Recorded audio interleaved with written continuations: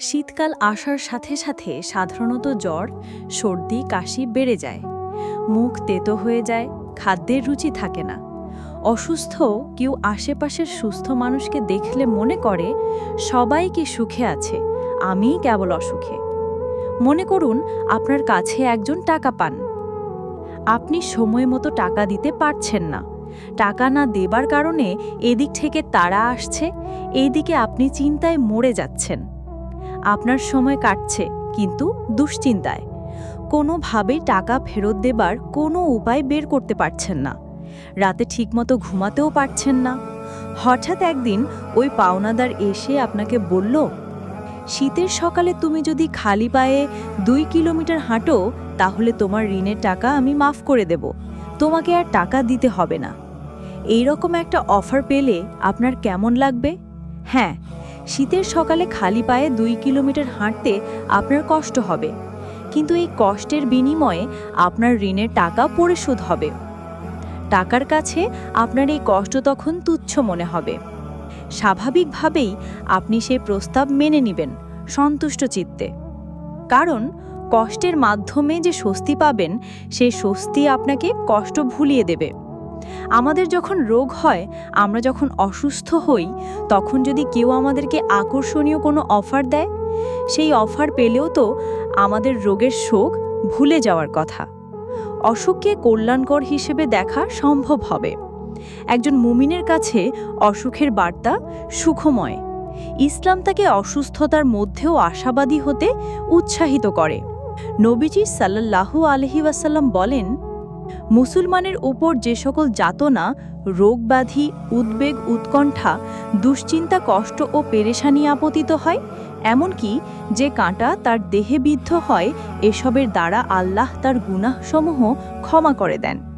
তার মানে অসুখ বা কোনো বিপর্যয় আমাদের গুনাহ মাফের কারণ হিসেবে হাজির হয়। যে অসুখ আমাদের গুনাহ মাফের কারণ, সেই অসুখে কি গালাগাল দেওয়া যায়? সেই অসুখের ওপর কি বিরক্ত হওয়া যায়? রাসূলের এক সাহাবীর নাম ছিল উম্মে সাইব রাদিয়াল্লাহ। একবার তিনি ভীষণ অসুস্থ হন, জ্বরে কাঁপতে থাকেন, এমনকি জ্বরকে গালি দিতে থাকেন।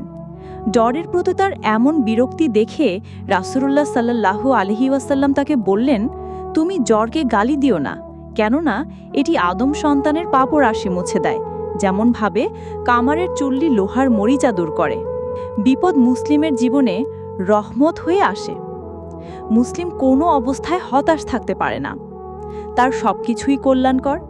আমরা অসুস্থ হলে অসুস্থতাকে সাদরে বরণ করব, যথাসাধ্য চিকিৎসা করব, কেননা চিকিৎসা করানো নবীজির সুন্নত, কিন্তু অসুস্থ হওয়ার জন্য প্রার্থনা করব না। আমরা অনেকেই আল্লাহ সুবহানাহু ওয়া তাআলার ক্ষমার মহৎ গুণ নিয়ে সংশয়ে ভুগি।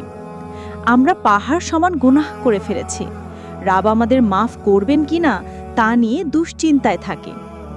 মাঝে মাঝে এটাও ভাবি যে রাব অলৌকিকভাবে গুনাহ মাফের বার্তা পাঠাতেন, কতই না ভালো হতো। এক লোক একটি কোম্পানিতে চাকরি করে। ইদানিং সে নিজের ওপর, তার কাজের ওপর খুবই বিরক্ত। কিছুতেই মন বসে না। একদিন তার বিরক্তি সহ্য সীমা ছাড়িয়ে গেল।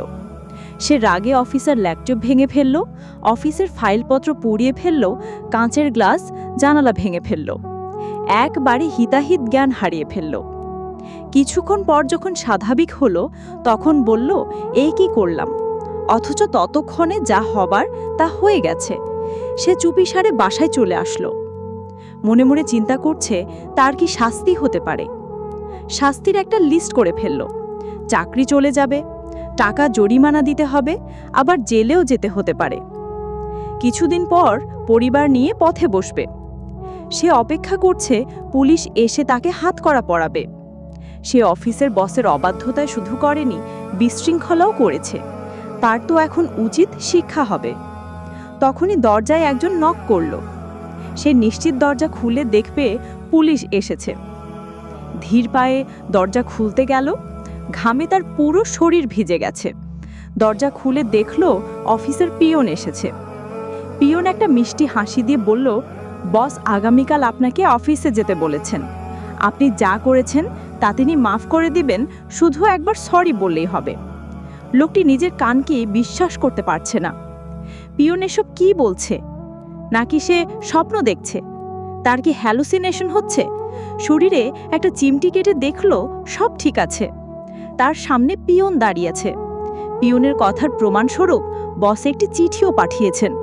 চিঠিতে কোম্পানির সিলমোহর, বসের স্বাক্ষর আছে। চিন্তা করুন, লোকটি এতটা গুরুতর অপরাধ করার পর ক্ষমাপ্রাপ্তির এমন ঘোষণা শুনে কতটা আনন্দিত হবে। এমন অপরাধ করলে কি ক্ষমা করে দেওয়া তো দূরের থাকুক, এতক্ষণে তার জেলে থাকার কথা।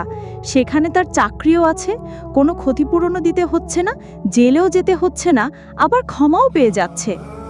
ইসলামে দুনিয়াতে যেসব শাস্তি আইন আছে তার বেশিরভাগই কোনো মানুষের অধিকার হরণের জন্য, কষ্ট দেবার জন্য, যেমন চুরির শাস্তি হিসেবে হাত কাটা, জিনা ব্যভিচারের শাস্তি হিসেবে প্রস্তরাঘাত, হাতের বদলে হাত, খুনের বদলে খুন ইত্যাদি।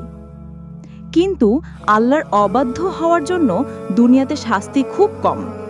যেমন ধরুন, কেউ নামাজ পড়ে না, রোজা মাসে লুকিয়ে লুকিয়ে খায়, হারাম কাজে লিপ্ত, সিনেমা দেখে, মিথ্যা কথা বলে, গীবত করে, আল্লাহর ইবাদত না করার জন্য আল্লাহ দুনিয়াতে তার বান্দাকে ওইভাবে শাস্তি দিচ্ছেন না যতটা দিচ্ছেন মানুষের হক নষ্ট করলে।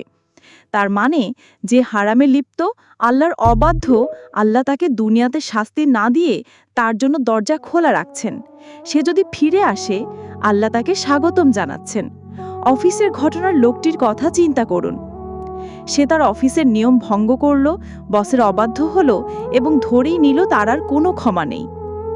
ঠিক তখন জানতে পারল যে সে যদি সরি বলে তাহলে তার বস তাকে ক্ষমা করে দিবেন।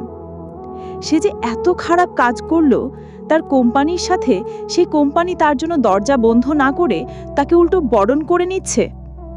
তার কতটা খুশি হওয়া উচিত।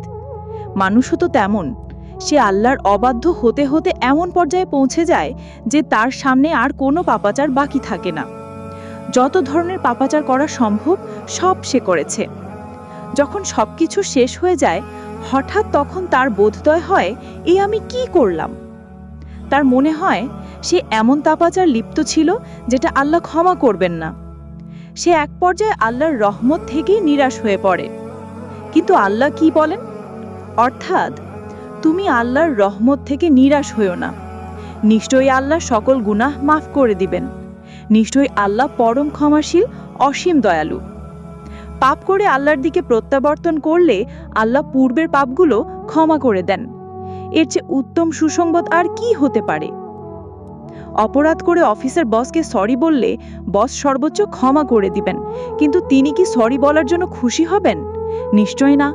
যে তার এত বড় ক্ষতি করল, তিনি কেন তার উপর খুশি হবেন? কিন্তু আল্লাহ তার তওবাকারী বান্দাকে শুধু ক্ষমাই করেন না, তাকে ভালোবাসেন। অর্থাৎ নিশ্চয়ই আল্লাহ তওবাকারীদেরকে ভালোবাসেন। যে আল্লাহ আমাদের এত ভালোবাসেন, তার দিকে প্রত্যাবর্তন করতে কিসের এত লজ্জা? গুরুতর অপরাধ করা সত্ত্বেও যখন শুনি শুধুমাত্র সরি বললে তিনি মাফ করে দিবেন, তখন আমরা দৌড়ে যাই তাকে সরি বলতে। আর রাত দিন আল্লাহর অবাধ্য হওয়া সত্ত্বেও আল্লাহ যেখানে ক্ষমার দরজা উন্মুক্ত রেখেছেন, সেখানে আমরা কেন ক্ষমা প্রার্থনা করব না? ক্ষমা চাইলে আল্লাহ শুধু ক্ষমাই করবেন না, ক্ষমা প্রার্থীকে ভালোবাসবেন। ইসলামের সৌন্দর্য হলো ইসলাম আশাবাদী হতে উৎসাহিত করে, হতাশার তিমির ছিন্ন করে, আশার আলোর হাতছানি নিয়ে ইসলাম আমাদের সামনে হাজির হয় আর প্রত্যাবর্তনের আহ্বান জানায়।